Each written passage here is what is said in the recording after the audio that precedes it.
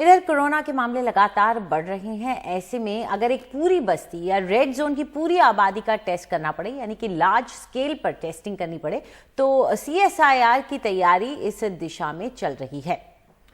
इसको लेकर शुरुआती सफलता भी मिली है। दावा यह है कि अब 50,000 लोगों का टेस्ट 2 से 3 दिन में हो जाएगा। इसमें नई तकनीक का इस्तेमाल हो रहा है, RT लैंप ये तकनीक का नाम है। और इस पूरे मसले पर CSIR के महानिदेशक डॉक्टर शेखर मांडे से हमारे संवाददाता परिमल कुमार ने बातचीत की है, सुनिए।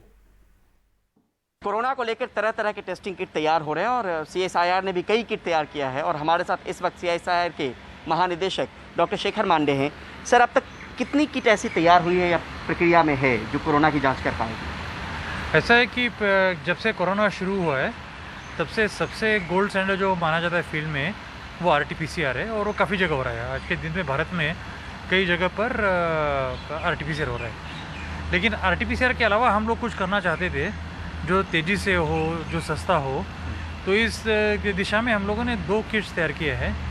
एक ये फेलुदा किट जो है वो हमारी IGIB लैब है दिल्ली में, उन्होंने बनाया हुआ है। और एक RT लैंप करके टेस्ट है, वो हमारी जम्मू की लैब है, IIIM जम्मू, उन्होंने बनाया। ये 2 बन चुके हैं ऑलरेडी, और दोनों को हम लोगों ने कंपनी को ट्रांसफ़र कर दिया है। ये कौन कौन सी कंपनी है मतलब दोनों किट के लिए? फेलुदा के लिए तो टाटा सन्स ने किया हुआ है। टाटा सन्स ने जो बड़ी टाटा की कंपनी है उन्होंने, और RT लैंप का रिलायंस इंडस्ट्रीज़ ने लिया है। तो दोनों बड़ी बड़ी कंपनियों ने लिया हुआ है ये। और अब ये रेगुलेटर के पास अपनी किट लेके आएंगी कि रेगुलेटरी अप्रूवल इसे मिल जाए, तो ताकि फिर हम लोग इसे फील्ड में फिर इम्प्लीमेंट कर पाएंगे। कॉस्ट कितना रह पाएगा सर? मेरे ख्याल से 500 रुपये के अंदर आ जाएंगे। दोनों का अलग अलग कॉस्ट होगा, लेकिन 500 रुपये के अंदर दोनों आ जाएंगे। तो जो RT-PCR से जो हम टेस्ट कर पाते थे, वही इन दोनों के जरिए भी हम कर पाएंगे, RT लैंप और जो फेलुदा किट?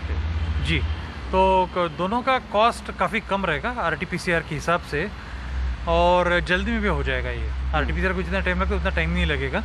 तो दोनों तरफ से इसका फ़ायदा है, और एक्यूरेसी उतनी रहेगी। एक्यूरेसी रहेगी। और भी किट कोई तैयार हो रहा है सर इस दिशा में? तो इसके अलावा एक स्ट्रेटेजी हम लोगों की जो चल रही है कि अगर बहुत बड़े स्तर पे करना हो, कि एक साथ अगर 50,000 सैंपल करने हो, तो उसके लिए सब सैंपल को इकट्ठा कर हर सैंपल को अगर हम लोग एक टैग लगाते हैं, जिसे हम लोग बारकोडिंग कहते हैं, और फिर बाद में उसका सीक्वेंसिंग करें, तो ये प्रयास जरूर चल रहा है। और मैं समझता हूँ कि आने वाले 8-10 दिनों में हमें इसके बारे में कुछ पता चलेगा। तो ये कहाँ पे हो रहा है सर, ये जो इस तरीके की तैयारी जो हो रही है? ये हमारी जो हैदराबाद की लेबॉर्ट्री है, CCMB हैदराबाद, वो लोग ये काम कर रहे हैं कि हर सीक्वेंसिंग को एक टैग लगाकर फिर उसका पूरा वो सीक्वेंस कर देते, सीक्वेंस तैयार करते हैं, ताकि एक साथ 40-50 हज़ार सीक्वेंसेस अगर कर पाएंगे हम लोग। मतलब सैंपल हो सकता है 40-50 हज़ार? जी, एक साथ जी।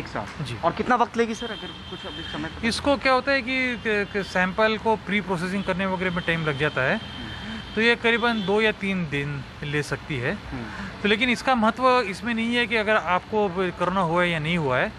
इसका महत्व ये है कि अगर पता चले कि किसी भी शहर में अगर पता चला कि एक जगह पे कोरोना का आउटब्रेक हो रहा है, किसी बस्ती में बहुत बड़े लोग स्तर पर लोगों को होने की आशंका है, तो क्या हम लोग सभी लोगों का टेस्ट करके बता सकेंगे कि किसको हुआ है, किसे नहीं हुआ है? तो इसलिए फिर इसका महत्व ये है कि उस पॉकेट्स में जाके 40-50 लोगों का एक साथ हम लोग टेस्ट कर पाएंगे। तो उसमें भी स्वैब लेंगे सर सैंपल के तौर पे, या ब्लड होगा, क्या होगा? नहीं, उसमें भी स्वाब ही लेंगे। स्वाब लेंगे जी। और तब भी अगर कहें एक वक्त कि कितने वक्त में उसका रिजल्ट आ जाना चाहिए? ये मैंने कहा कि जैसे कि 2-3 दिन में आ जाएगा। 40-50 हज़ार का रिजल्ट आ जाएगा।